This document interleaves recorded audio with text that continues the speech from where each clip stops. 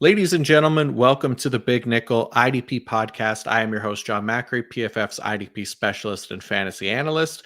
I don't know if you, the wonderful listener, is aware or not, but it is full on wheels up, guns a-blazing, hashtag grinding the tape draft season. And if you listened last week to Joey the Tooth and I covering the incoming edge class, you know that we're ready to keep it rolling because it's now time to cover the safeties.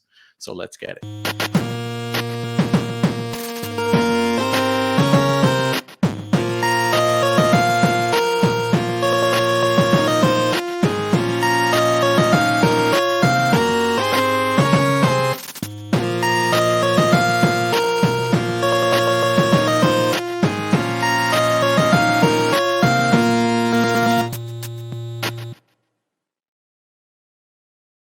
All right. I am pumped to talk more about this year's rookie class. And obviously, I couldn't do it alone. Keeping the streak alive and joining me for the third straight year to discuss the incoming crop of safeties. Dynasty Nerds' finest, IDP team lead at Dynasty Nerds. Quite frankly, the finest IDP analyst named Jon, if we're being totally honest. Mr. Jon Glosser, how you doing, man? I'm good, Jon. It's nice to get back together and do the two Johns, one Mike podcast, I guess. That's right.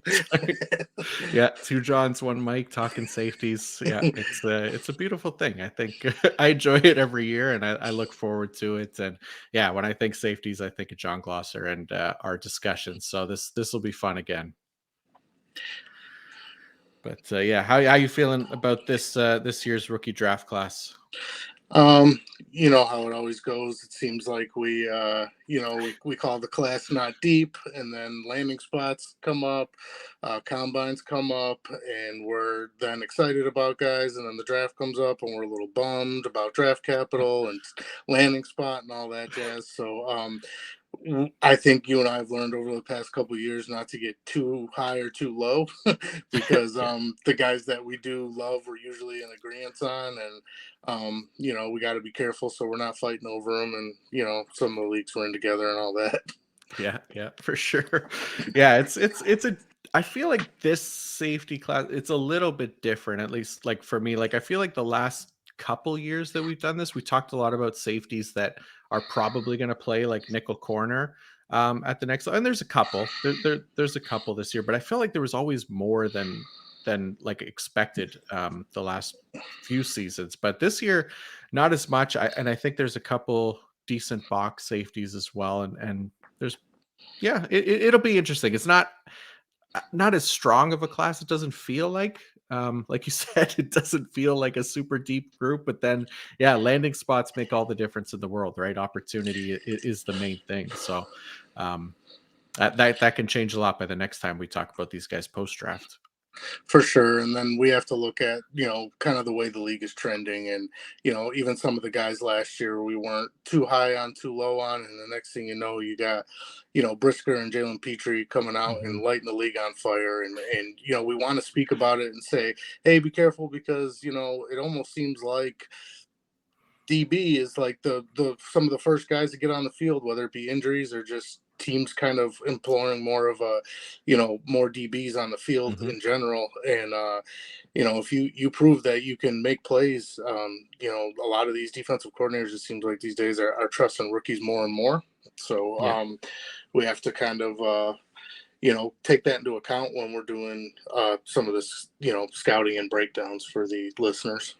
Definitely. Yeah, that's a good call. I mean, it definitely feels that way, that we see a lot more like safeties kind of hit for IDP, like that are rookies. I mean, it didn't happen too much for Kyle Hamilton, the one that we did expect the most last year. But it seems like it's going to happen now, and he did look good when he did play. So there's at least that. But I mean, a lot of other guys got on the field, right? Jalen Petrie, obviously the biggest one with that monster tackle season that he had, and Brisker, I know we liked, and thought that he could be a good tackler, and he went right out there and he did a good job. So I think you're right. It definitely seems like safety, people can either wait on it or it doesn't. It's not the worst thing if people spend a little bit more draft capital on a guy that they really like, because the opportunity could very well be there, especially once we see these landing spots. So it should be interesting. Agreed. Yeah, so let's do it. We got what 10 safety prospects to cover on this episode, listed in alphabetical order, and then as per usual, we'll rank them at the end. John might even have a couple bonus names for you at the end, but we'll get into it here. Start things off at Iowa State with Anthony. Don't call me Antonio Johnson. John, what are your thoughts on the Cyclones product? I like Anthony Johnson. The cornerback turned safety thing always intrigues me for IDP purposes. Improved as a tackler as he made that transition to safety. Career 28 passes defended. A little worried about him in the run game, as I would be with any corner turn safety. But 54 starts, the durability is there. Playing in the Big 12, consensus, opinion is always that they don't play a whole lot of defense. Not something that I really can refute at this time, but I do like him overall as a prospect. I think in terms of day one ready safety, I don't think he's there. I definitely think he has the size, the skills, and obviously the versatility to play. Lance Zierlein, I think NFL.com had him comped to John Johnson. I don't particularly see that, but you never know. As I just spoke about in the intro there, the Jalen Petries, you don't really see, as much as we liked him, you don't see a big boom bust like as soon as he gets into the league. A lot of guys aren't going to be that way. I can definitely see with his versatility him playing some corner, early. So maybe he does get on the field a little bit sooner if he does get drafted to a team that has an entrenched starter, at safety, and maybe they want to try him out at corner with injuries or even in the nickel. So I do like him overall. I think he's a good enough tackler. He plays with leverage. So be curious on your thoughts on him as well. Yeah, so yeah, I did enjoy watching him. I do think he's good. As far as like run defense goes, I thought he did a really good job kind of sorting through traffic. I thought that was one of the his strengths. Kind of skates his way around potential blockers, stays square to the line of scrimmage, doesn't lose track of the ball carrier. I think that as far as like being a deep safety, that ability, coming down from that safety position is important because by the time he's close to the line of scrimmage, most of those second level blockers are in position to get hands on him, and the running back has already found his hole. But he's done that consistently well as far as finding his way through traffic to get in position to make a play. So I did like that. And he plays pretty physical as well. There are a few plays where he kind of lays the boom. He's not the biggest guy by any means. He's got good size, but he will absolutely torpedo himself at targets. And there's a few instances where he's knocked guys on their ass. So that was kind of nice to see. As far as the negatives in run defense go, tendency to kind of overstep his tackle opportunities. This is a common one for this class, it leading to missed tackles. Part of that is his physicality and desire to throw a big hit. But if he can just kind of slow down his process a bit, I think he'll be able to eliminate a lot of those over pursuits as a run defender. And pass coverage, like you said, former corner, that definitely helps make some kind of eye-popping plays. He has that top-tier athleticism, and it shows on tape. He makes some plays that only a very small percentage of players in this class, at least, are making. High motor as well. Made one of the best plays of the year, kind of tracking down a wide receiver for, I think it was Kansas State, who was about to walk in for a touchdown. He punched the ball out at the 1 yard line and saved the touchdown. So that was really nice to see. And then again, like you said, that former corner thing is big because he's very refined in coverage. He can stick and man and just has this smooth movement ability in the open field that keeps him within range to make a play. The one area where I notice he loses a bit as far as the negatives go is playing more of that zone role in too high looks. Doesn't quite have the feel for it just yet, so ends up leaving a lot of softer holes in front of him. And maybe that's part of the transition from corner to safety as well, just getting used to what those zones are. So I mean, yeah, I like that he made the transition from corner to safety this past season. Really didn't look all that out of place. There's definitely a few instances, like you said, of leaving that softer zone than is probably necessary, but did a nice job putting himself in position to make plays against the run coming down from his safety spot, and can stick well in man coverage as a coverage player. So just a really solid player to me. Not a ton of glaring issues. So did you have any kind of favorite landing spots for Johnson or anything that comes to mind? You don't have to. The Bengals are one, and just kind of a team that loses its two entrenched Mm-hmm. veteran starters there. I know they went after Dax Hill a year ago, so it's just a matter of kind of maybe revamping that position. In the mid to later rounds of the draft, might be a landing spot that there seems like they're always looking to you know, invest in those young DBs and Mm-hmm. hope that they can make enough plays against Patrick Mahomes in January to kind of get them to a championship game. So I wouldn't doubt that they maybe go with that same blueprint and you know, see if they can get the most out of some of those guys like they have in the past. Another one is Tampa Bay. That team seems like they Yeah. got really riddled by injuries. I know Mm-hmm. from an IDP standpoint, we're a little more excited about Ryan Neal going there, but I mean, we're also talking about a guy who was, maybe third or fourth on the depth chart a season ago, even Mm-hmm. though he's, filled in admirably for Jamal Adams over the past couple seasons. Yeah. That was not something I would be super excited about as a Tampa Bay fan to kind of, you have Winfield and Ryan Neal, who are both, suspect to injuries. You kind of want some depth there. That might be a really good landing spot for him to potentially see some year one production. And I mean, maybe even week one production Mm-hmm. if he can get on the field because, that defense is definitely taking a big hit.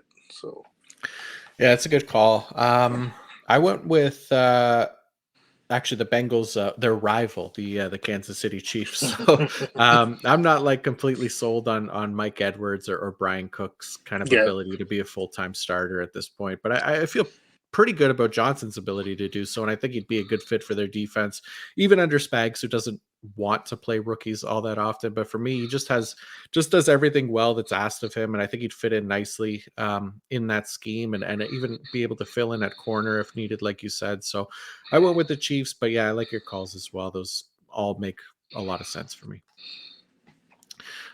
So this is confusing, but we'll go from Anthony Johnson to Antonio. Don't call me Anthony Johnson from Texas A&M. So this is one of the guys that I liked as well. So absolute hammer coming downhill. He attacks with aggressiveness and has a nose for the ball. Typically able to quickly get himself in the right position to make a play and is kind of looking to lower the boom on guys, which he has done quite a bit. The only problem with that aggressiveness is that he does tend to miss tackles and end up over pursuing runners a fair bit. So, like I said, that'll be a common theme that I've noticed here throughout. But yeah, 20 missed tackles since 2021. The other thing that is pretty clear when watching him try to throw his weight around is that there's not a lot of weight to do so. I have watched him kind of bounce off running backs more than you'd like to see, and also, if an offensive lineman gets a hold of him, it's pretty much lights out for him. So, as much as those offensive linemen do a really good job of locking him up, he's actually much better getting through the screen blocks of wide receivers in the passing game. So he played a ton in the slot. He did a nice job making plays around the line of scrimmage. Also got a fair amount of usage as a blitzer out of the slot and was decent there. So 50 attempts as a blitzer, 12 pressures, and 2 sacks since 2021. So, yeah, like I said, there was a few times where he did a nice job kind of coming off those wide receiver blocking screens and making a play out wide. So that was a positive for me.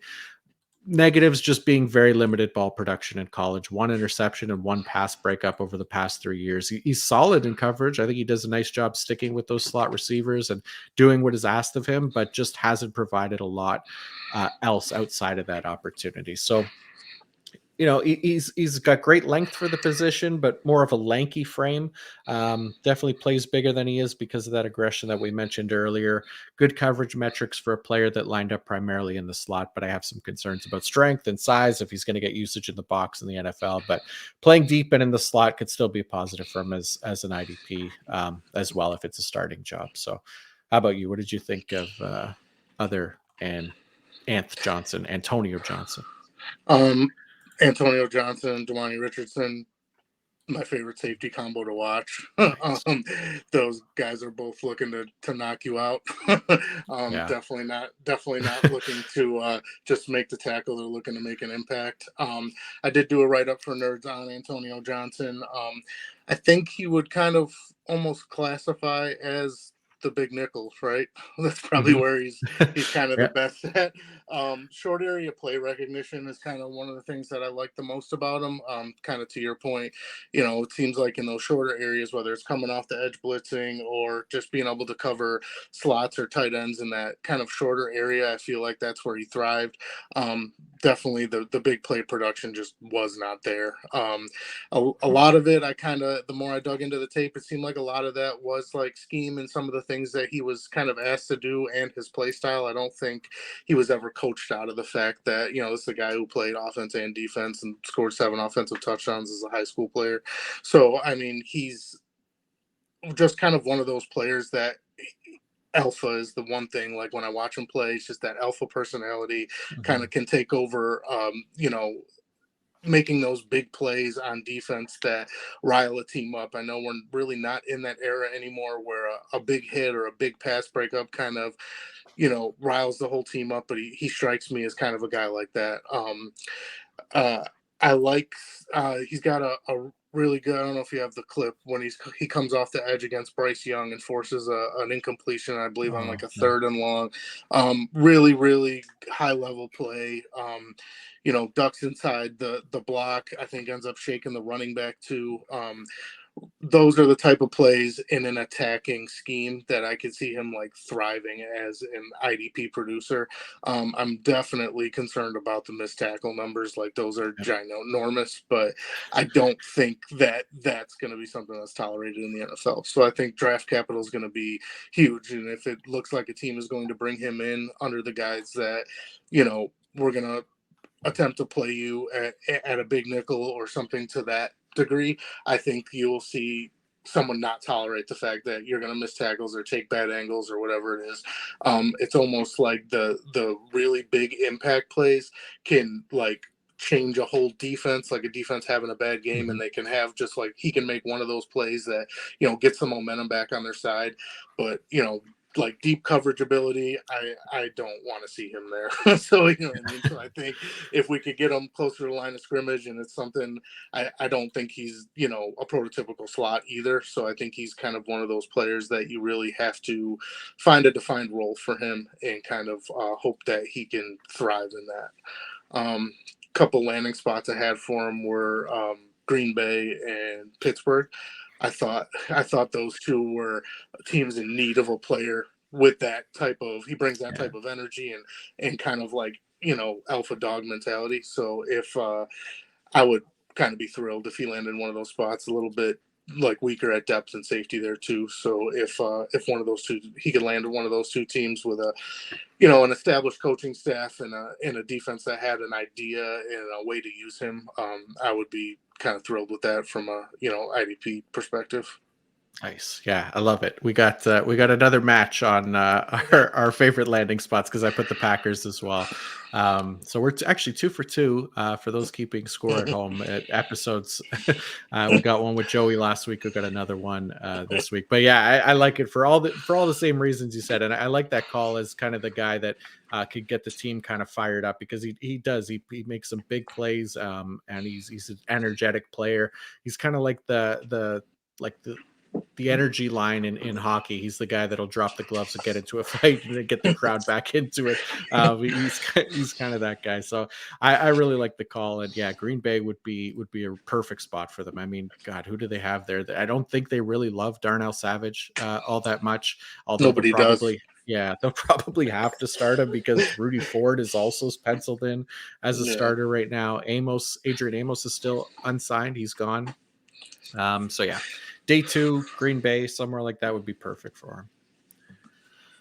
All right, let's go on to one of 3 Alabama safeties in this class. Tell us Yes. about Brian Branch.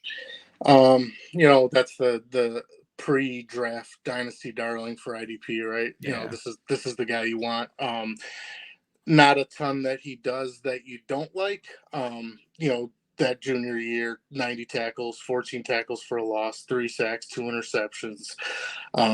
He's averaging 7.6 passes defended over his career. I mean, as far as weaknesses, I think you're going to go to the man coverage and the ball skills, I guess. But a lot of that, again, could be scheme, and the opportunities just aren't there as much.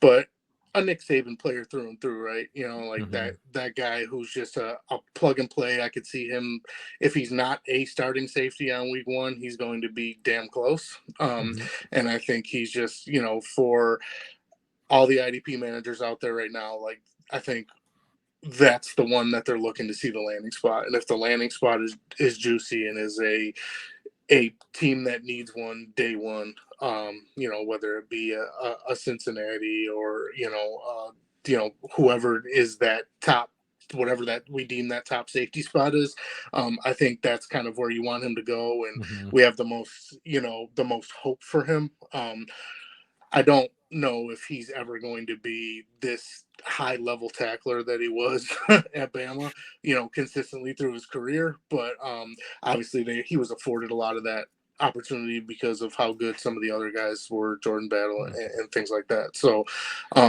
there isn't really enough good things to say about Brian Branch, because you almost like you've seen enough of it in college and you want to see it at the pro level now and be like, yeah, it confirms it. The eye test, like, that's the dude. You know what I mean? Right. Like, that's the guy I saw wearing the crimson. Now he's wearing whatever jersey he's wearing now, and he's just as good.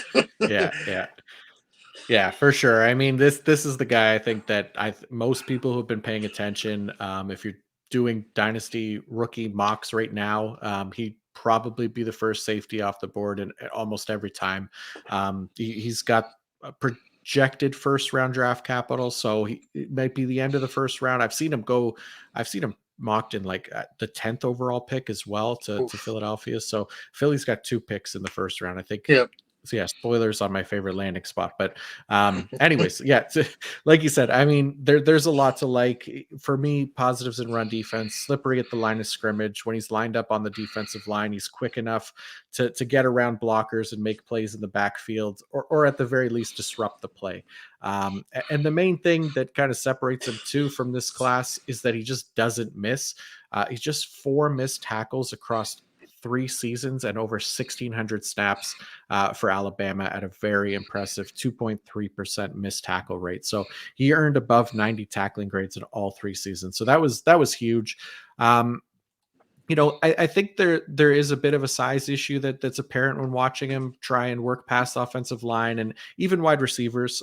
So for a player that figures to get a bunch of time around the line of scrimmage and in the slot, I'd like to see him kind of get around those blocks a little more consistently and not get eliminated by wide receivers blocking for outside runs as much as he does. But I mean, that's really nitpicking at this point. He's typically able to get himself in position to make a play. So as far as coverage goes, incredibly like kind of sticky coverage. He turns his hips really well, reacts at a high level, allows him to make a bunch of plays on the ball. You see it a lot from him lining up in the slot so often, where his reaction speed is up there with some of the best corners in this class. I feel like he diagnoses and snuffs out targets at a very strong rate, makes some remarkable plays in coverage, improbable plays on the ball where he's even made plays that aren't part of his coverage responsibilities. He just reads the play so well that he's a constant threat to force an incompletion or come up with an interception. No stranger to blitzing either, can line up on the edge, use that slipperiness that I mentioned earlier to bend past tackles and get after the quarterback. Great timing coming from his slot role as well, where he's able to get a good jump at the snap and be in the backfield very quickly. So, you know, might be a little bit more inexperienced playing like a typical safety role. You could kind of see it when he's in that position where some struggles are handing off or picking up receivers downfield in zone. He's much better when asked to kind of have to stick. That's about it though. As far as coverage goes, just having a tougher time finding a spot in zone and getting comfortable with that role, but that can be coached up at the next level for sure, because he wasn't really asked to do it too much at Alabama, playing more of his own role. So I think he's got good coverage skills, ton of experience and success doing so over the last few years at Alabama. Can easily step into that role in the NFL, match up with tight ends, slot receivers.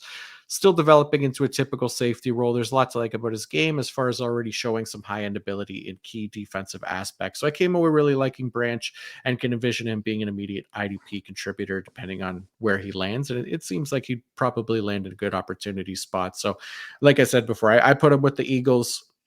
To me, this one just makes too much sense. Definitely not at 10th overall. I think is a little early, but they have the late first this year, 30th, I think it is. So if you were to fall to them there, I think it's an automatic smash. You could pair him with Terrell Edmonds as a rookie, eventually take over that.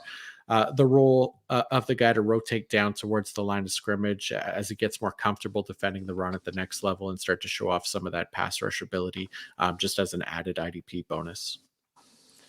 That play against Kansas State that you showed, like, that's the one that, like, you can't teach. There's not too many people, if any, in this class that make that play routinely or have the capabilities of showing to make that play. So I think if there is going to be a safety taken in the first round of this draft, I think it's going to be him.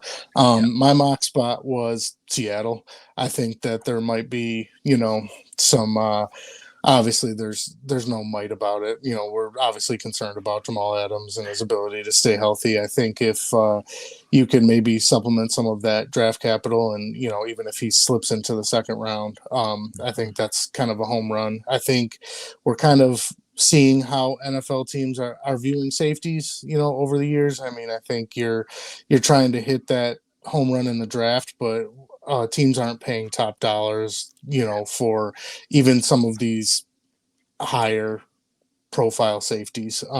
Your top 1% are getting the big contracts, but outside of that, you see what Chauncey Gardner-Johnson did for the Eagles, and I know obviously they're trying to protect the future, but letting a guy like that walk changes a huge part of your defense. So a guy that kind of good and that energetic and that kind of game changing is to be on his third team in 3 seasons is pretty crazy and says a lot about the safety market, I think. So yeah, for sure. It's a good call. And I think Seattle too, like they may start to kind of lean into a little bit more 3 safety looks as well. I think they experimented with it last year for the first time and had some success there because they realized that Cody Barton does not need to be on the field for 100% of snaps.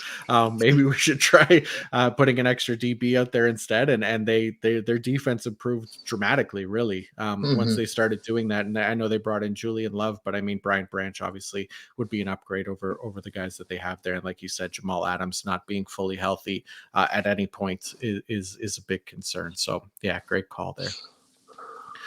All right, let's go on to Georgia, where we got Christopher Smith. So I think from a run perspective, he does a really good job reading runs from depth, specifically from a split safety look. He attacks downhill and is a plus run support option. Understands where he needs to be as far as gaps go when coming down from his safety spot and helps clean up a decent amount of plays around the line of scrimmage. The negatives are he's struggled a bit with missed tackles in 2022. 11 missed tackles, mostly coming in the open field from a deep safety alignment. So I would like to see him a bit better squaring up and taking away angles of runners in the open field. As far as a coverage player, I think he does a great job kind of reading and reacting. Does a nice job diagnosing plays before and as they happen, tightening that opportunity window for offenses. Closes quickly with great range and has broken up passes on more than one occasion with a big hit. So despite being on the smaller size at under 6 feet and less than 200 pounds, that is. So the negatives are the open field struggles continue in pass defense. So he's much better playing a split safety role than left alone in a single high alignment. Just too many over or under pursuits by taking bad angles. Not great in man coverage, not that he's asked to do it a ton, but coming off of, talking about Brian Branch, who I think was really good in man, it stands out with Smith that it just isn't his game. Often looks kind of stuck in mud when he has to turn his hips and cover a seam route downfield. So I didn't hate Smith, but I think most the most glaring negatives, like tackling in the open field, struggling to cover downfield, are pretty significant issues when it comes to being a regular NFL starter. That being said, I did like his ability to make plays when attacking downhill, which is great for IDP. It's just going side to side and covering deep where he needs a bit of work. Yeah.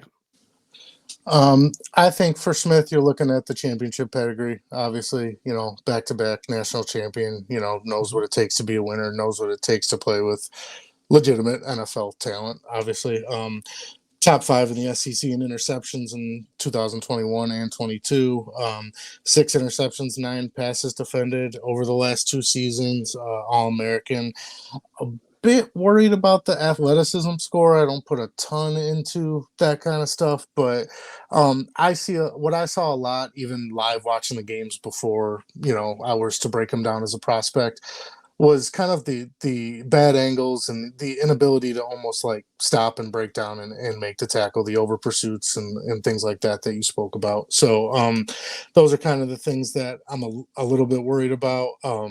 I don't want to see him in single high either. I think he's got a lot of work to do to, ever to get to that point. But overall, I don't think he's a bad prospect. I don't have a lot of hope for like high draft capital. So I guess what I'm hoping for is that it's a good spot, somewhere where I don't see him getting buried on the depth chart or with a defensive coordinator who just refuses to play rookies. He's a guy that I probably wouldn't, if the landing spot is that terrible or perceived to be that terrible, he's probably not a guy that I'm really looking to stash. I think when it comes to DB, as we spoke about, there's just seems to be a lot more options now, with the scoring and all that kind of stuff, depending on your league, that sitting on a rookie like him, it's not like sitting on a guy who you think is going to be a sure thing. It's kind of might be one of those players, and I'm surprised it took us a half hour to get to this, but he might be one of those, better for real football than IDP fantasy football type players. But like him overall as a prospect, you definitely do worse. But I'm not overly excited about him, I guess would be this way I would sum that one up. Yep. Yeah, I'm with you. As far as landing spot goes, I went with the New York Giants, and I think working kind of as that dime safety for Wink could be good for him. The Giants used a fair bit of too high last season, and when they play that big nickel coverage, they could have Bobby McCain in the slot like the Commanders did, and let Christopher Smith and Xavier McKinney play those deep roles. So not an immediate full-time role for Smith, like you said, but I don't, because I just don't think he's quite ready for that just yet. I was looking at Carolina for a landing spot. Yep. I know they've been adding a lot of safeties, but I think Carolina really got, an eye-opening experience last year when, they lost a couple safeties and realized that, Miles Hartfield and Justin Burris and all, they just were like, yeah, all right. So time to actually invest in this position. So I could see them trying to, stack some depth maybe in the mid to later rounds, and, might be a good spot for him. Nice. I like it. All right, let's go to FSU. And I'm really hoping this man's name is not pronounced Jamie. I really hope it's Jammie. It's Jammie. Yes. It's amazing. I love it. Jammie Robinson. Please tell me about him. All right, so Florida State safeties, right? They're just supposed to be good. They're all, a Derwin James clone. Yeah, as we could hope. As being a Miami fan, we've been doing this for a couple of years. I hate Florida State, but once I get into the NFL, I'm allowed to root for them. So, the thing I like about Jammie is the anticipation. Driving through the wide receiver to make a play on the ball. It sounds a lot more like those are more suspect to be penalties, but I think he does do a very good job at that anticipation and kind of setting the quarterback and wide receiver up to feel like something's there when it's not. Versatility, I like a lot. I do think he's a guy who can play corner and free safety and not just nickel. That remains to be seen. I'm a little bit more of a coverage guy than I would trust him as a tackler. When you pop up. I'll see if you have his tackling numbers. I'm not positive if we have missed tackles on him. But he averaged 79 and a half tackles per season in college. The big thing is, I think, for being 5'11", I don't think that's a terrible size for a DB, but it's like his arms are a little bit shorter in some of those like high point catches of where he's high pointing the ball. I think the wide receivers seem to kind of get the best of him in some of those cases.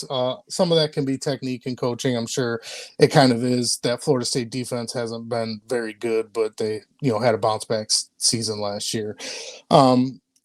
I kind of look at his run support as, from a college standpoint, as good enough, but I don't think it's a strength of his game by any means. I do like him. I'll be interested to kind of see like where you place him in this class, because I've been back and forth on him, a little bit overall. So, but yeah, overall, I like him. I like the ability to make the plays on the ball. I think those high-scoring plays of passes defended and potentially interceptions and things like that, I think will be very beneficial to him. But it's also, I'm not 100% confident he carves out the role that I envision him in my head to carve out. So, first thought that came to mind is like, oh man, who needs defensive backs?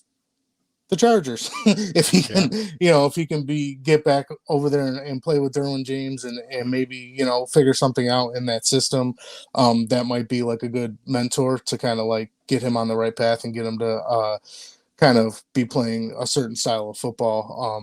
But overall, his tackle numbers are not going to be the same when it comes to the NFL. I just don't see that being a thing. I think it's just a fact of playing in a pretty rough defense. But but yeah, curious to see what you think of him. Yeah, it's funny you mentioned the tackling, because like I think he's a really good tackler. Like he wraps up in space, he can knock runners on their ass with power. He shows off decent range as well, whether it's coming from depth or sideline to sideline. He always seems to kind of be around the ball. Doesn't always take the best angles, kind of an open field issue more than anything. But I think playing a little more in control as the last line of defense will go a long way in kind of cleaning up his game. So definitely something that I think can be coached. So I definitely see what you mean there. But I did like his technique as a tackler, at least. And I thought he did a nice job when he was asked to do so for the most part. So, but yeah, like you said, the pass coverage was pretty strong. So he has really great closing speed. He can allow a catch underneath, but he does a nice job kind of limiting the yards after the catch by closing quickly and taking down the target. And he could stick in coverage. He has experience playing all over the field. Like you said, that versatility is key. And when he has to cover one-on-one, he could hold his own, which is a really positive sign towards being a potentially every down player. And speaking of versatility, that kind of continues as a pass rusher as well. FSU utilized him more as a blitzer this past season, and he did a really great job. I think it was only 33 blitz attempts, but still a pretty decent number. Showed an ability to dip under offensive tackles, body backfield blockers, and close the speed again when left unblocked. So resulted in 14 pressures and a sack on those 33 attempts. So not too bad. And then the negatives in coverage, I think he could let the play get behind him a bit. A few too many times I noticed that he gets caught kind of looking in the backfield and might miss his assignments, getting behind him in coverage, which does lead to some big plays. So I really love the versatility from Jammie, experience playing all over the defense, played primarily in the slot in 2021 with FSU and at South Carolina before that, got more typical safety usage this past year, and played really well. He held up in the box, has good strength and coverage instincts and he isn't really a major liability in any aspect of the defense. I think he could be a good NFL player and really strong IDP asset in the right landing spot. And I went with the Steelers. I mean, I know they signed Keanu Neal, but there's a reason Neal has bounced around a fair bit over the last few years. It feels more like a dime linebacker to me for Pittsburgh. I think he'd fit right in as the kind of Terrell Edmonds replacement next to Minka Fitzpatrick, and be a much more effective IDP option and NFL player with time. So like you said, he could play all over the defense, just kind of like Terrell Edmonds did, and just hopefully bring more impact as a blitzer, because Edmonds was not the best at that. All right, so let's see, who do we got? Next up on the list is Ji'Ayir Brown. I don't know if it's just Jair or It's just Ji'Ayir. okay, that helps. Thank you. Welcome. Yeah, Yeah. when you're breaking that one down, I'm like, whatever, and I almost had to get to the point where it'll like on like Penn State's website, like pronounced Right. Yeah. Yeah. year. You're Yeah. like, all right, that helps. That really really helps. Yeah. So Jair Brown from Penn State, productive from the box roll. He knows how to play his gaps and defend the run well. The negatives, I think, though, he can't really stack and shed from that position. The O line getting their hands on him, or they're just easily moving him out of the way. He does struggle wrapping up. Way too many missed tackles, 24 missed tackles over the past 2 years, 14.6% missed tackle rate for his college career. As far as coverage goes, he does seem to do a good job finding the ball in the air. 10 interceptions over the last 2 years, and they aren't like just deflections that land in his lap. He's really making plays on the ball. So that was nice to see. He has experience and success as a blitzer as well. 51 pass rush attempts in 2022, which led to 15 pressures and 5 sacks. Does a really nice job exploding off the line and getting in the backfield with speed, so he can slip past slower pass blockers and generate pressure at a good rate. But he has a few decent pass rush moves as well. Stutter step is a go-to, and it works fairly well. And then lastly, just top end play speed. I think he flies downhill. He's very quick to the ball, and he's another guy that loves to hammer. He's willing to lay guys out at full speed. The only thing is that as far as the negative goes, that aggressiveness does backfire pretty often. He ends up taking some bad angles or just coming in so hot trying to lay the boom that running backs and wide receivers who see him coming can make him miss pretty easily. So that's where that missed tackle rate comes in again. So yeah, as much as I like that aggressive play style, I do feel like, it backfiring on him quite a bit. I don't love, and I don't think it's impossible to clean up and kind of parlay that into more tackles in the NFL, because he's really fast downhill and he puts himself in a great spot to make plays. You add in the pass rush ability and nose for the ball in the air. I think there's decent potential for him to be an effective IDP outside of just as a tackler, but I don't know if it'll happen right away, basically. Yeah, the word I kept coming back to is aggressive. Just like that's just like his play style. Again, a lot of these college schemes, depending on the offenses they're playing, certain guys excel in certain roles, and a lot of times you don't see college coaches that are not the top upper echelon change too much that a player does. But yeah, I mean, it's hard to argue that the high motor, the interceptions, and like you said, these interceptions, I know at times they can be fluky, but like with him, it just doesn't seem that way. He just seems to be in that position.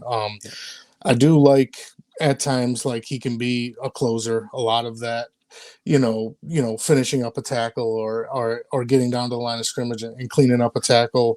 A lot of that is just his aggressive play style. One of the player comps, and I actually haven't seen one in a while of this magnitude, so I wanted to bring it up, was Ryan Clark.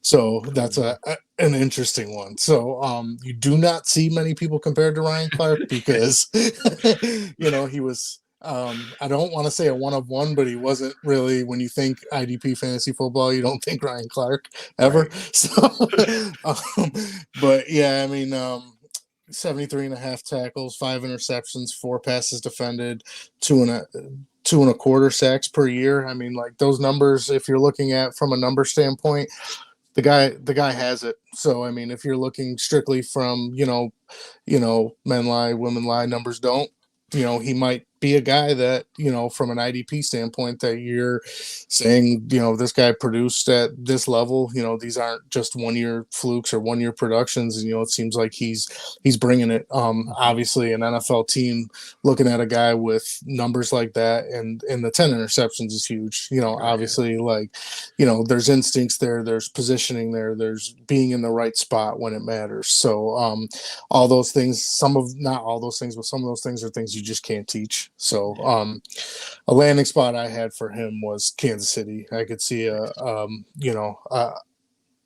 player of that magnitude. You're looking at an offense that is going to continue to be in the top 3 to 5 every single year of scoring points. When you score that level of points, teams are going to try to throw to catch up on you. And the more defensive backs you have with those type of ball skills, the better off you're going to be. You get the ball back for your high-powered offense. So, like him quite a bit. He was a tough one for me to place. I've gone back and forth on where in this top 10 that I would have him placed, because he's a player that it looks like he plays a lot better than obviously he tests based on, kind of what we know about him. But which is rare for Penn State guys, right? They usually test out of control, and you're like, he wasn't that player when I watched him. Yeah, especially at their pro day. Yeah. So he's kind of a little bit of the reverse of that, but I do think a quality NFL player just might not be as quick as we want it to be. Yeah, no, that's fair. And I had the same kind of issues kind of placing him where in the top 10, but also kind of where he would go in the draft. Like, I don't really know. I mean, it wouldn't surprise me to see him go day 3 at some point. But I have him with the Rams. I put the Rams as my favorite landing spot for him. I think, if the Rams were to replace Nick Scott or Taylor Rapp with that capital, I would be pretty happy. I think Brown could allow them to be a bit more versatile with their safety usage because he's an effective blitzer, which is something that they just didn't do with those guys last year. And he could really benefit from adding a bit more pressure. They can benefit from adding more pressure from their DBs, especially being one of the more blitz happy defenses in the league. They didn't really get that from their defensive backs last year. So I'm with you. Absolutely. Like he was a difficult one to place, and I might still move him around a little bit in the rankings, but once we go through it, we'll see how far or close we are together on Brown. But let's go to Boise State here. JL Skinner. That's an easy first name to be able to pronounce. What did you think of Skinner? Interesting little tidbit on him is the JL doesn't actually stand for anything. So it's really? Just his grandpa and his dad went by JL, so he just went by it. So that's amazing. That's incredible. I love it. But I'm actually like he was in my Devy top 12 when I put it out last August, and Boise State, unless you plan on staying up Eastern Coast for really late at night, you're not going to see a ton of him. But the size is the thing that kind of like jumps off to you. Like you think of that Cam Chancellor, that type of just gigantic safety, not weight wise, but height wise. So obviously the arm length is there. Good angles and run support, 92 tackles as a junior, 6 interceptions in his last 24 games.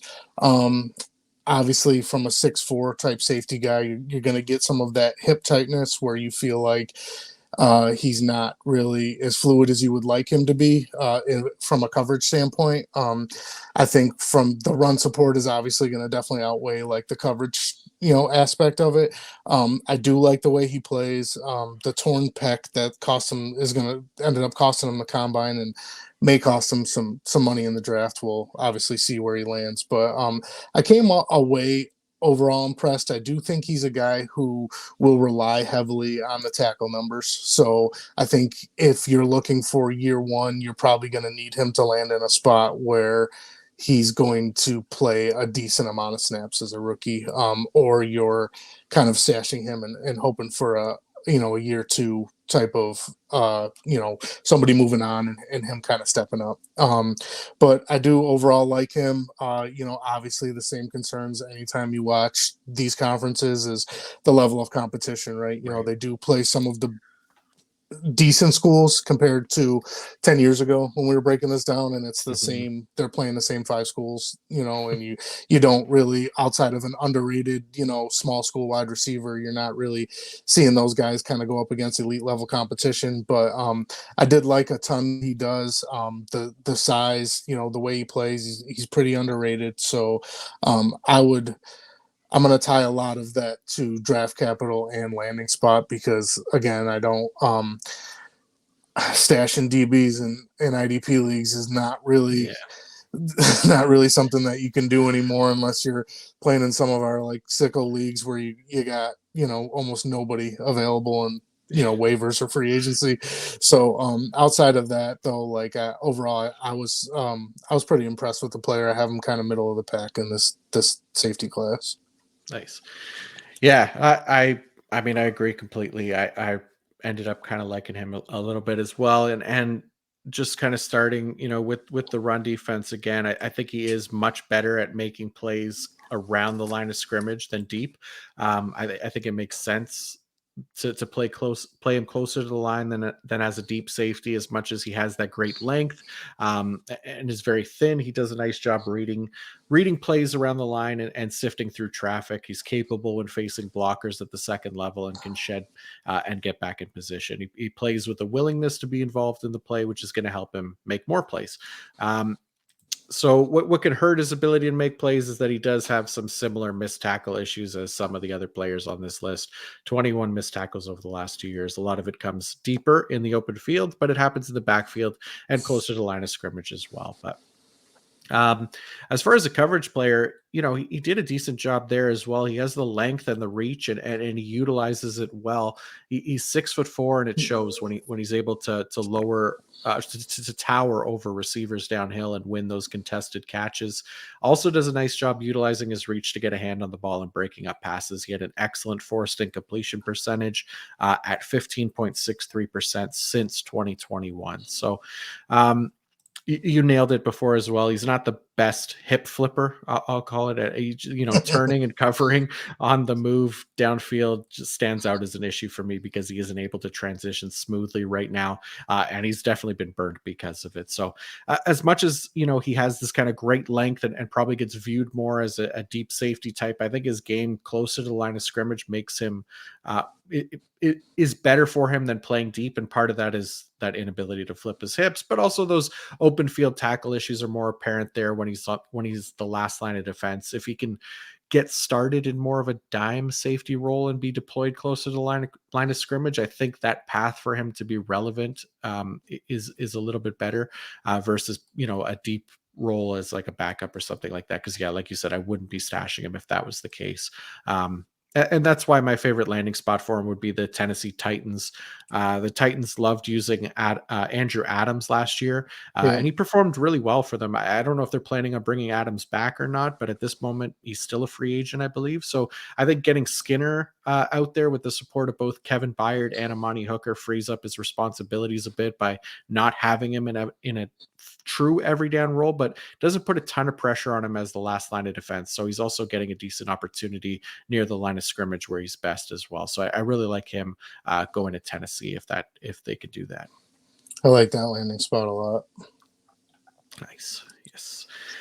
All right. Who do we got here? So this is another Alabama safety. It is Jordan Battle. So Jordan Battle, good size and frame, in theory, should be able to utilize his physicality to parlay that into more production. Just didn't really happen. I was a little concerned. He was a bit of a non-factor against the run way too often for me. I used our top 25 safeties in this class, and he ranked 24th in run stop rate over the last 2 seasons combined, which is kind of crazy. So O-linemen, they'll absolutely eliminate him in the run game, but more concerning for me is that wide receivers that get hands on him block with ease as well.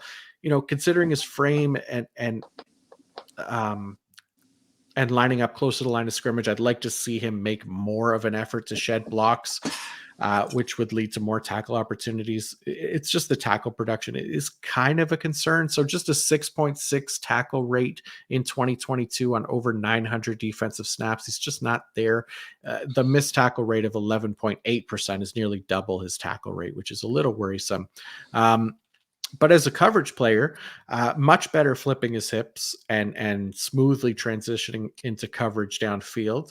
After talking about the struggles of Skinner, it's more apparent watching Battle do a great job at that and stick with those deep routes and hold his own. Coverage ability led to strong ball production as well, with 5 picks and 8 PBUs over the last season, the last 3 seasons, I should say. A lot of positives in coverage. I think that really helps his case as one of the better safeties in this class. He could definitely, be a little late to react to passes when lined up in that deeper safety role. Just a tendency to leave space underneath for soft zones, but it's not all that often. So nothing too much as far as the negatives as a coverage player. I think there's a really nice sample size of work playing over 3,000 defensive snaps at Alabama over the last 4 years. And he graded really well throughout, especially once he really took over in 2020, consistently 80 plus coverage grades and overall grades for all 3 seasons. My only real gripe with him is, like I mentioned earlier, is that in 2022 specifically, he was just a non-factor as a tackler and defending the run. But that really doesn't mean he won't develop there and get better. I think it's just going to depend on the system and the team that he lands with, basically. So not too concerned about it. How about you? What did you think about Battle? I don't like bear repeating myself, but kind of a Nick Saban type player. One of those kind of, I want to, let's put him in a position where he's going to be successful. We're not looking to kind of ask him to do anything that he's not comfortable doing. And, you hit the nail on the head, like just questionable in run support. Like, not that he can't do it. It's almost like it's not a strength of his game. So at times he gets lost. So obviously potential future IDP managers do not want to hear that, because you're now kind of banking on this player to be a big play, rely on his coverage. But we see this time and time again where good coverage players tend to not get targeted as much when you're kind of sticking to, your receiver, or whoever you're targeting. So, at times like those opportunities might not be there, and you're looking at the potential of a 1 to 2 to 3 tackle game, but you need a big play, a sack, a forced fumble, an interception, a couple pass defenses to kind of really, have him move the needle for you in terms of winning a weekly matchup. So those players aren't really viewed in the IDP community as they shouldn't be, as, really kind of like top players. He did do a lot for that Alabama defense. I believe he graded overall the best grade of all the safeties in this class from a PFF, 91.6, I think, and only player, I think, with 1,000 coverage snaps of the safety class, I believe. I may have that wrong, but I'm pretty sure I read that. That's what I read. But I do like a lot that he does and brings to the table as an IDP asset. I don't want to shake him off as only a coverage player, because I do think he has the potential to be more than that. It's not the same game that it was years ago, and your Earl Thomas has come in and you're like, all right, this dude's going to max out at 50 tackles, but he's going to have 27 pass defenses. I don't think he's that type of player, but I do think we do temper some expectations, because it almost felt like, as consistent as he's been over his career, it does feel like he kind of took a back seat and let it be the Brian Branch show last year at Alabama. So some of that might be, maybe he is that complimentary safety from an IDP standpoint more than he is a, top performer. So overall do like a lot of what he does and what he brings to the table. I like the size, I like the coverage ability. I think all of those things are going to keep him on the field.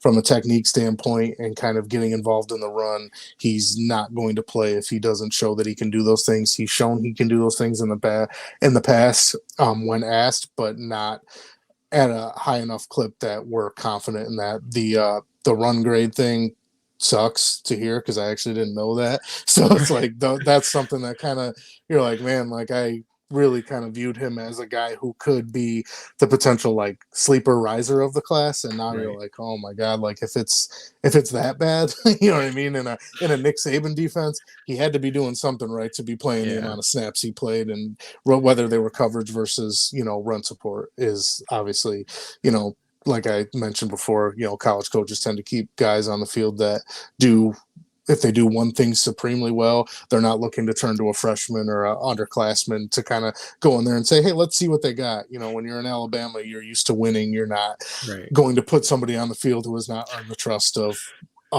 all-star coaching staff.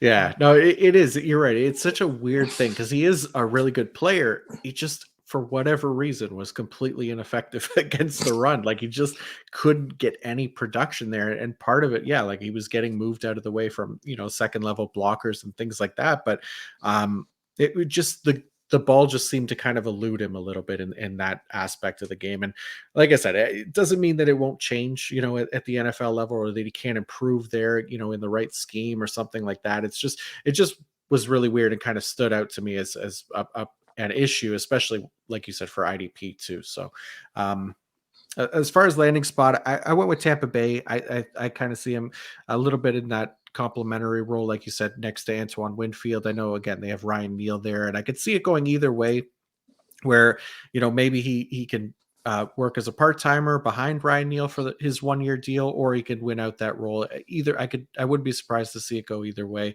But I think he can fill out that role well enough to become an NFL caliber player for them with time. I think there's a lot to like about his game, but he feels like potentially one of those like round 3 maybe type of guys where there's some stuff to work on as a run defender. So I don't know if they would trust to start him right away, but Tampa could be a really nice spot for him to develop.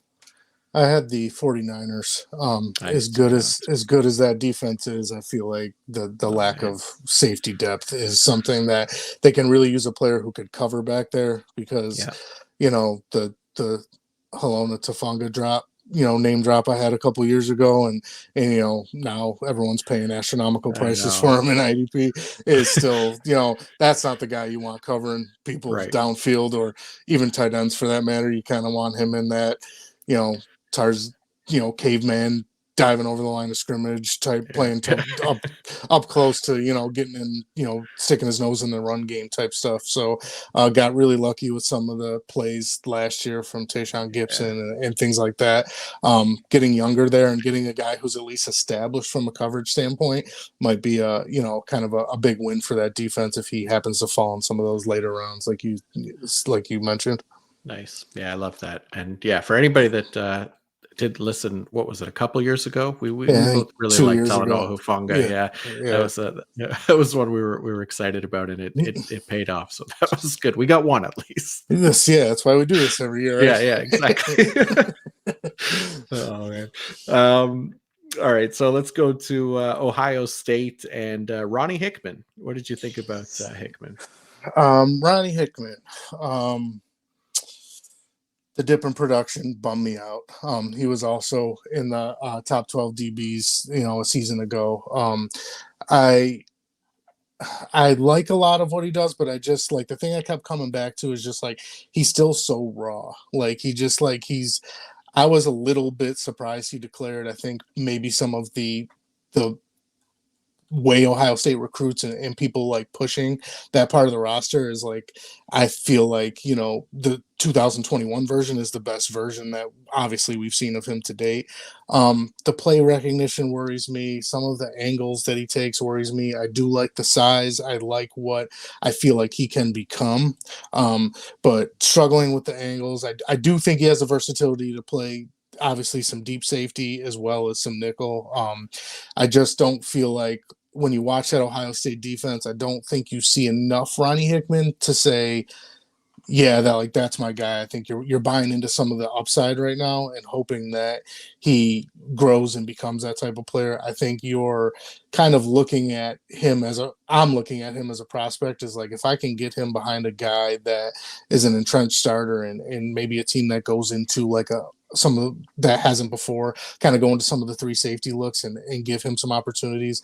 I'm a little worried about him playing right away with how young he is. And just, again, like, the Big Ten conference isn't this offensive powerhouse. A lot of it is still, outside of Ohio State is still the kind of, old school smash mouth football when it gets colder. So, disappearing a little bit at times when I'm watching games, and I would, I was really hopeful after the 21 season that this was going to be, the next one up, and you were going to see a lot more of that. But I came away overall I won't say disappointed, but a little bit, down and bummed out because I just felt like I was expecting more from him. Maybe I hyped him up a little bit too much in my head. And, when I was kind of looking at the safeties a year ago to this class.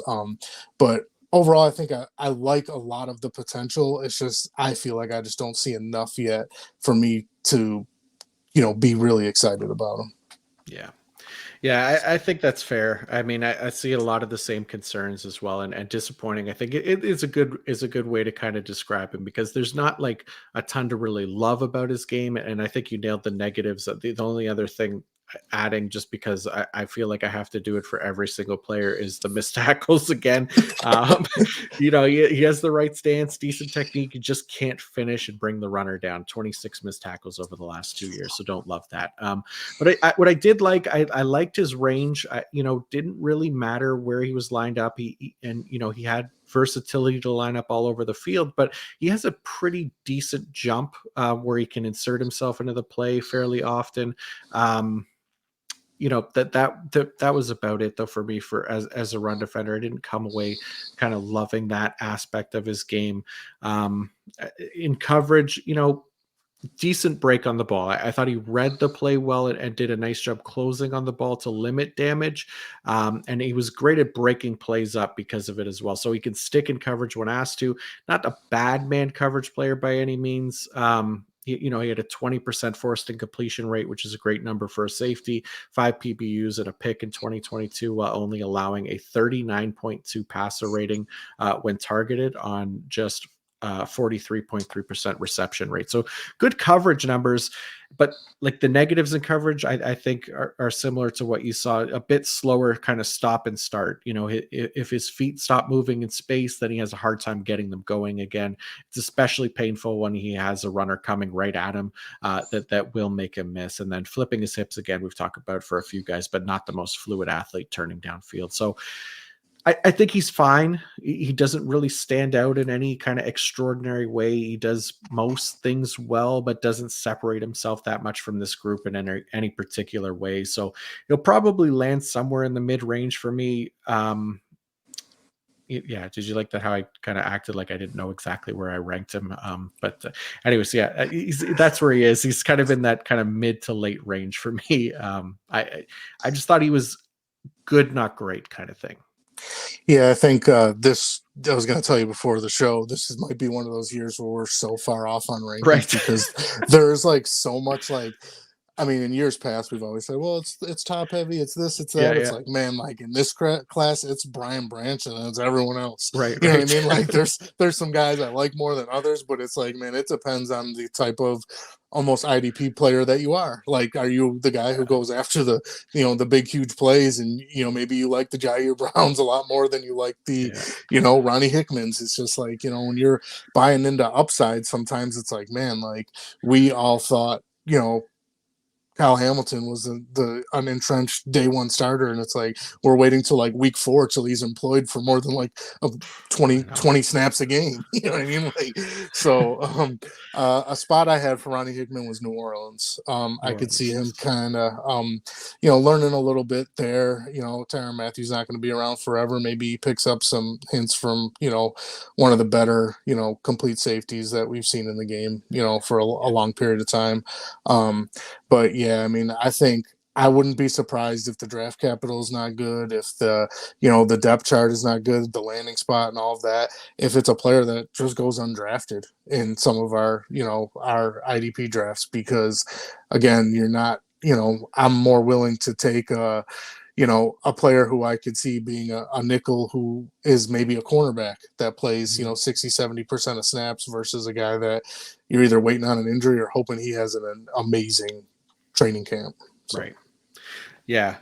No, I like that spot. That makes sense. And something similar, I put the Denver Broncos. It's not a guarantee to start even ahead of, I guess it's Caden Stearns that they have on the depth chart right now. Justin Simmons is obviously starting, but I think there's like kind of like a twofold opportunity there for Hickman, which is either play as the third wheel among the safeties, or like you said, impress so much in camp that he can win the job from Stearns or whoever outright. And if he's showing out that well in camp, then, Denver could be a nice spot for IDP production for him. So door kind of half open situation to take advantage of by earning it, basically. But yeah, we'll see. This is why we don't we try to avoid rookie drafts before the NFL draft, because landing spot, especially for these kind of varied classes where everybody's kind of all over the place, landing spot matters that much more. So you can see the opportunity a little clearer. But let's go to our final player on the list here, which is Sydney Brown from Illinois. So Sydney Brown, really stout frame. He's got the thickness and he could throw that weight around, whether it's at the ball carrier or someone trying to block him. Probably my personal favorite play from him is he's lined up in like the left C gap and has to take on the lead blocker, which is the fullback, at the line of scrimmage. He blows up the fullback with a low hit and submarines himself into the running back, who was sent flying into the mosh pit. The YouTube crowd will see it. They know what I'm talking about. Just a thing of beauty. Maybe my favorite play that I've watched so far this year from a defensive player. It just has such a satisfying finish to it. But yeah, he can stack and shed as well. He showed that he can consistently avoid blockers at the line of scrimmage and the second level, which makes him one of the few safeties in this class that doesn't have a major problem with that. Playing so much in the box as well just makes this all the more valuable. 60% of his snaps were in the box in 2022, 54% in 2021. He has the experience kind of holding up in those grinded out areas of the field that we need for IDP. So that's a big W for him, in my opinion. The negatives, I mean, I'm going to sound like a broken freaking record here, is the missed effing tackles. 30 missed tackles over the last 2 seasons. That's a major issue. These are definitely the kinds of things that can get players benched. So he absolutely must clean that up at the next level, especially if he's going to continue in that box focused role near the line of scrimmage. He did a great job putting himself into position to make a play, but much like Hickman, who we talked about, he's kind of all Swedish, no finish, so to speak. So, pass defense, really good movement and coverage ability. He could stick with most wide receivers and tight ends stride for stride. Fluid motion as he backpedals and does a nice job flipping his hips. Excellent ball production as well. 6 interceptions, 6 pass breakups in 2022. He's also comfortable rushing the passer. Didn't do it a lot in college, but you can tell that he's confident in doing so. Doesn't look lost when asked to blitz off the edge, and came up with a sack and 2 QB hits on just 21 attempts last season. The negatives for me, he bites on play fakes. It happened quite a bit, which led to his receiver getting behind him wide open. Partly comes from playing so much in the box where he's trained to kind of read those run keys first. So it's kind of in his nature to want to step up and stop the run, but he needs to be more disciplined there, in my opinion. I ended up really liking Brown. He tested really well too. 9.67 RAS score. He's built like a brick shit house, although he is on the shorter side. If he can clean up the missed tackles, I think he has the potential to be an IDP star, because he was surprisingly strong in coverage. And obviously he has a ton of experience in the box, enough that he should be the guy to rotate down when it's called for. Oh, and the best part, he's a Canadian, which I didn't find out until after I was done watching him. So that just made me like him all the more, obviously, and definitely going to be someone I'm rooting for to be a star in the NFL now. So yeah, tell me only what you liked about my Canadian brother, Sydney Brown. I'm with you. I liked a lot about what Sydney Brown did. The missed tackles. I'm almost think that we just label the 2023 DB class the missed tackle class. Yeah, no, seriously. But he was a humongous reason Illinois was as good as they were on defense last year. You mentioned the testing numbers. He has the NFL speed. I think some of the coverage concerns, I went through this a little bit with Andre Cisco when he came out.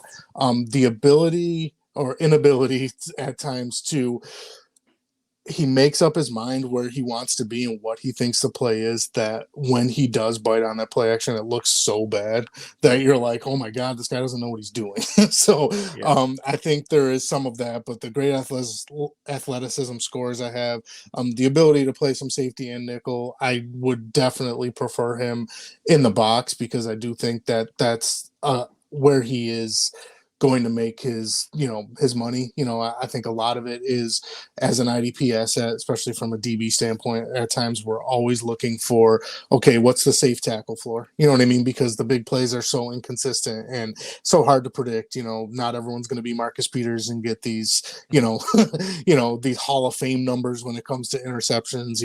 Whether they're, by luck or whatever it is. It's just, 6 of his 10 interceptions were last year alone. So obviously there's technique in being in the right spot and having the ball skills and all that kind of stuff. But I came away really impressed with him. I obviously knew from how Illinois performed like that he was good, but like in going back and watching the film, the tackle numbers are absolutely concerning, but the fact that I think that it's something that he can clean up and it's not going to keep him off the field because some of the other intangibles are so good that I feel like it's going to be really tough to keep him off the field. So, overall came impressed. The build too. I mean, like that guy looks like an NFL player. You know what I mean? Like right now, I'm with you on that. I came away and he was actually one of the there was a lot of, as the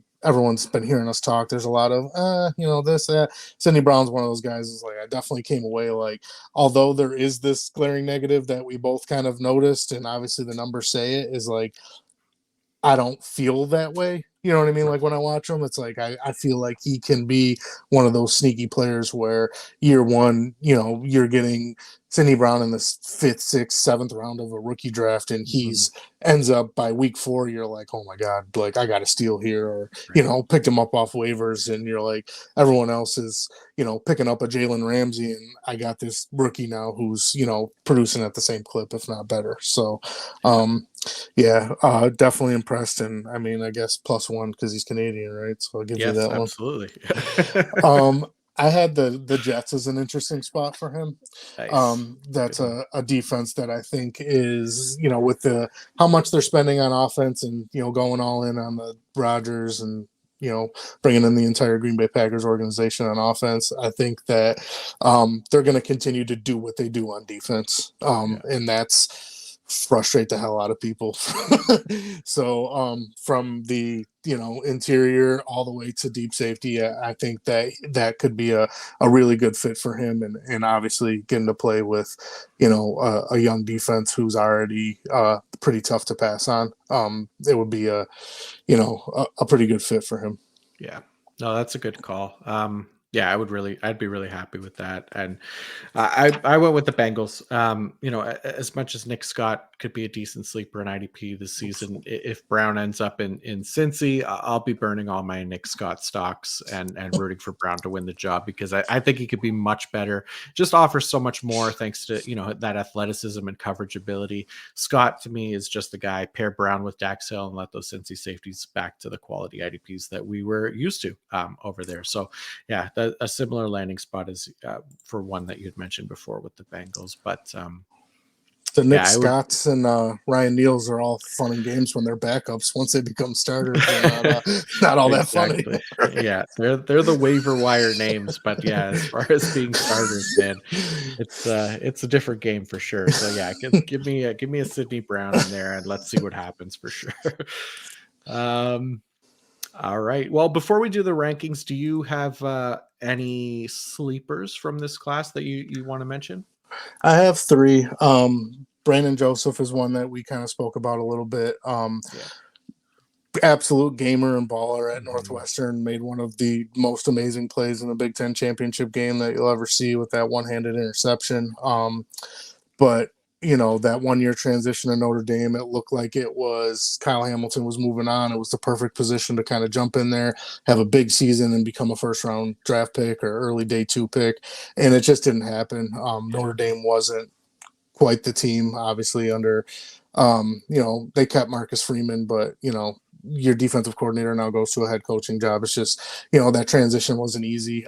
The numbers were not good. I do look at him as more of kind of a coverage guy. So from an IDP standpoint, I don't think you're going to have any kind of safe, tackle floor or efficiency floor. So I think it's really going to be, one of those, maybe those training camp darlings, whether he, is a late pick or, goes undrafted, and we kind of look at, he might be a player who starts making some waves, somewhere in between the season. BJ Williamson from LA Tech is kind of the small school guy that I kind of liked. He was, I think he has 50 plus tackles in 3 straight seasons and 7 interceptions, 8 pass deflections, obviously playing in a pretty weak conference, so there's not going to be a ton of hype on him, but I did like a lot of his tape from what I saw. Again, it's not a very in-depth look at a player like him, just because you're not seeing a lot of LA Tech games or finding a lot of that stuff on YouTube or Twitter these days. And the last one would be Quindell Johnson from Memphis. That's a player that the tackle numbers are out of this world. But I think 181 tackles over the last 2 seasons. But I think a lot of it is just tied to the fact that it's Memphis and the way those teams score on each other. And, it seems like it's, punting is optional in that conference for sure. So, but yeah, just a couple names for some guys to maybe look. I mean, these are going to be, if anything, late NFL draft picks, but some names to think about if they do land in a spot like the Rams, like you said, where you're losing both safeties, and who knows, they're obviously going to struggle on defense. Some depth where a team like the Titans or the Commanders or someone like that who have some safeties in place, but you never know. Cameron Curl is kind of a guy that we're looking at as a top, 15 to 20 safety in IDP, and he was no one knew who he was pre-draft. So, 7th round pick. We can't hit on the Hufungas if we don't at least take a shot, right, John? Absolutely, that's right. That's why we got you here, man. You got the deep guys that I haven't even heard of. I've watched Brandon Joseph. I have not watched the other 2, so I will have to put them on my list before the draft, because those sound good to me, man. That another great list. I appreciate you dropping those extra names in there. So why don't we get to ranking the 10 guys that we covered on this draft, and we'll start at the top. We'll start number 1. I think our number 1 is probably the same. Brian Branch. Yes. Okay. So, Brian Branch, Alabama. This was where it'll go off the rails. Yeah, I think so. I think there's a good chance. Especially considering how much I fell in love with this player, because Canada, Sidney Brown comes in as number 2 for me. Who's your number 2? I have Antonio Johnson as 2. Just a lot I liked about his game, and the kind of alpha mentality is, not outside of Branch. I don't see a ton of that in this class, so I think he's a guy who is going to kind of stand out one way or the other. Hopefully not the negative way. Right. Yeah, no, I think that makes sense. And I think, like, as far as draft capital goes, Johnson probably has a better shot to go as the second safety than Sidney Brown. But that's just my homerism getting the best of me there for sure. But who did you have as number 3? Number 3 was actually Sidney Brown. Nice. He rose like way up for me. Like the more I dug into him as we were getting more prepared for this, I was like, oh my God, man, like there's just too much to like here. So especially for IDP, right? Like he has the kind of frame and stuff that we want for IDP. If he can get that full-time role and it be like a box heavy role, man, I think he could be huge for IDP purposes. Number 3 for me, I went with Jordan Battle. As much as I struggled with, that inability to come up with tackle production, I just think that there's a chance that it could change in the NFL, just because he's such a good coverage player. I think he's going to be able to find his way onto the field. We know that tackle efficiency could be fairly unstable as well. So, he had better years previously at Alabama, so we could see those numbers rise a bit as well. I just really liked the coverage ability from him in such a large sample size of work. And you were right, it is over 1,000 coverage snaps last year, or over for his college career. So really impressive stuff from Battle. How about number 4? Who'd you have it for? I had Battle at 4. He was actually 3 until Sidney Brown kind of put the kibosh on that. Kind of echoing a lot of your same sentiments. Like I see that there's so much that he does that is going to keep him on the field. That I Mhm. think like some of the negatives that we have, obviously Yeah. the run support and stuff, is like things that I think teams are going to be willing to deal with, because who's going to cover the the Kelseys and the Kittles and those type of guys. And I think he's going to be a proven asset that he can do that, as well as kind of morph into more of a complete player at the pro level with some coaching and Yeah. technique stuff. Nice. Yeah, that's a good call. And yeah, 4 for me. I was so close to putting Antonio Johnson here, but I just ended up really liking Jammie Robinson a little bit more. Just thinking about it more like for IDP, I think that he could be potentially the more productive player. Again, assuming ideal landing spots for all these guys, basically, which is not going to happen. But I ended up really liking Jammie Robinson, and then I put Antonio Johnson 5. But who did you have at 5?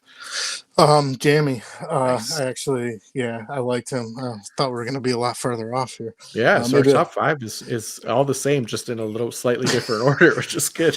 maybe we'll go off the rails in the back 5. Yeah, yeah. But yeah, similar. Jammie, it's tough, man. Like, you just see so much of the way he was used, and you kind of like, I don't know, like, you feel like, yeah, he might not be that same player at the pro level, but like when he's shown that he can do it in college, and like there's just the positives outweigh the negatives there. Mhm. So I think he's another guy that I feel like, once given an opportunity, he's going to be a tough guy to keep off the field, unless he's his own worst enemy. So Right. Fair enough. Yep. Number 6, I put the other Johnson. I put Anthony Johnson as number 6 for me. Um, I thought he looked really good, just as far as like what could he be at the NFL level. I think he has a potential to be a good NFL player, which could get him a starting spot. And I think he has enough positives about him that he could potentially be a good IDP as well. It's weird though. This back half is definitely tougher yeah, to protect. Yeah. Who did you have as 6? I had JL Skinner at 6. Okay. I like him a little bit more. The size is kind of a thing that I kept kind of coming back to, and the fact that the injury sucks, but from a player standpoint, I think, I mean, spoiler, who you had is who I have as next. So Yeah. I was really like back and forth between those guys. Maybe kind of a little bit of bias because Skinner made the top 12 Devy list last year, and Nice. Johnson did not. So Fair. That's fair. gotta stick to my guns and go down with the ship. No, I can appreciate that, because yeah, I have JL Skinner at 7, but it's super close, and I just finished writing up JL Skinner as a potential sleeper, like a pre-draft sleeper as well. So I think he has the potential to be a solid IDP. So 6 or 7, I mean, I'd move him up to 6 in a heartbeat. It wouldn't take me much to convince me otherwise. So yeah, we're the same there on those two guys, just flipped. Who did you have at number 8? Christopher Smith. Okay. I don't know. Like, I don't love any of these guys in the Yeah. last 3 spots or whatever here. It's just, I think some of another one that the positive kind of outweigh the negative here. And I think he's a guy that, between his championship pedigree and proving what he can do, and then, some of the big play numbers, I think he'll be a guy that at worst is kind of going to be a rotational player, but will Mhm. definitely be a guy that's going to see some time on the field. It would be really surprising to me if he has poor draft capital, just because, you think if it's a Georgia or Alabama defender, right, they're going to go in the first or second round, and that'll be the end of it. But yeah, liked a lot, like, as we kind of broke down, liked a little bit, a lot of what he did. Some of the things I don't really see transitioning to a year one IDP, producer, but I've seen crazier things happen, right? Yeah, no, for sure. Yeah, I had Ji'Ayir Brown at 8 for Mhm. me, so Penn State guy. Yeah, I mean, just I thought he made a lot of really great coverage plays, and obviously the ball production was pretty absurd. So that was really just the tiebreaker between these last 3 for me, because it is really close, and I'm with you. I'm not in love with any of them. Um, I mean, I put Ronnie Hickman as 9. Um, and Same. so obviously that leaves Christopher Smith at 10, and that obviously gives you Brown at 10 as well, right? Yeah. So No, I apologize. I had Ji'Ayir at 9 and Hickman at okay, 10. So okay, Brown and Smith, I can definitely if we have maybe one more conversation through sure. Twitter, I'm pretty sure you could sell me. I'm putting Ji'Ayir. That's how kind of I am with those last three as well. So, Yeah, the last three is tough, man. I mean, I it's yeah, what you even like just more, looking right? at it, it is. It really is. And like, I'm gonna try to rank these guys pre-draft, like mixed with all the IDPs. And I mean, I could almost guarantee there's gonna be some like minor flips here and there between, especially the back half of the our top 10 here, because yeah, Skinner, I think I'd put over. I think I agree with you. I would put JL Skinner over Anthony Johnson, thinking about it a little bit more. Um, and then yeah, I mean the rest we'll see. Landing spot's going to be massive. It's just going to be huge for these guys. Yeah, that's kind of where over those last three, like Hickman is the one, unfortunately, I came away with the most disappointed with Sure. of anyone there, which is why I kind of like made him as like and he's the upside pick there, right? You know what I mean? Right. Like if you believe or by some chance there's this amazing landing spot that you're like, there's no chance that he's not going to play. Like, Yeah. you kind of think that, but Yeah. between Smith and Ji'Ayir, there is like I'm looking at. I like Jair's game a little bit more and the numbers a little bit more, but I'm looking at Smith as like he's a Georgia defender with that Yeah. championship pedigree, and they're probably teams are going to view them higher because they're this prototypical NFL feeder for talent. So Mhm. that's kind of was the decision there. But like I said, I mean, you might have just sold me in just your breakdown of them that I would put Ji'Ayir over him. So. I know it's so close, and yeah, I don't think anybody's drafting these guys specifically pre-draft. So well, just to keep an eye on them for once the NFL draft gets going, and we'll see what how the landing spots shake out in the draft capital, everything. But you're right, yeah, the Georgia thing is huge, obviously. Yeah, But we're gonna yeah, have to I do mean, some IDP only drafts to kind of get these guys drafted to get some ADP. So, yeah, I um, think so.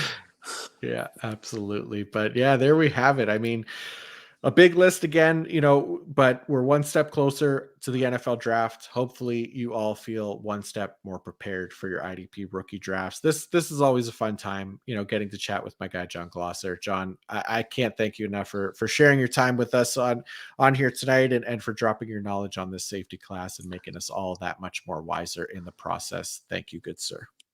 I appreciate you very much, John, and being able to kind of every year, rotate between me, Kyle, and Joey, and kind of get to talk your favorite rookies with us is Yeah. I mean it's great listening, it's great being on, and you're one of the most respected guys in the community for a reason, and we all appreciate like all the hard work you do, and just how good of a person you are, man. Like that's a really big thing that's underrated in this community, and I truly can tell you from my point of view, I really appreciate it anytime that I want to bug you for something or just kind of you know shoot the shit with you. You know what I mean? You're always around to respond, and kind of we have that growing relationship over the past couple of years of doing this and playing in a league together here and there. So definitely very much appreciated.